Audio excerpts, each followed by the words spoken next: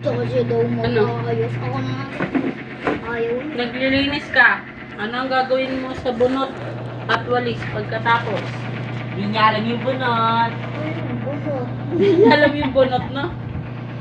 Hindi niya Yung alam ano, yung yung, bunot. yung baon na ginaganon gano'n, ah.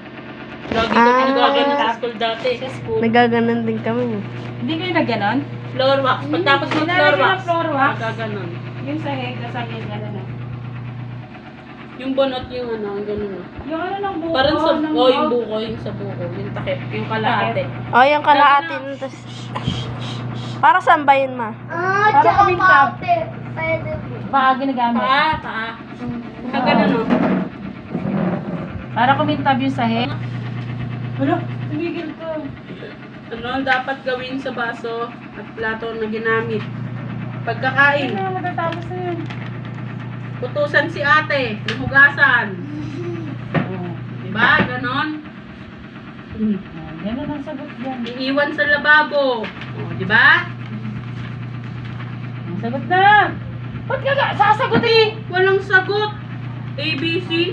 Wala ng D. O? Hindi walang sagot. Wala. Iwan mo yan. Nakita mong bukas ang ilaw sa kusina at walang tao doon. Anong gagawin mo? Patay, tatakbuhan niya ni Bebo ba? Tatakbo. Video mo nga. A. Hayaang bukas. B. Isasara. C. Papasara sa iba. D. Wala sa nabanggit. Wala, sa labang yung tatakbo. Wala kasi tatakbo eh. O, D. Kuntuwa ako sila ulo ka. So, ayan. Hayaang bukas. Oh, hayaan bukas na rin ah. Sagutan mo. B. Hayaan bukas.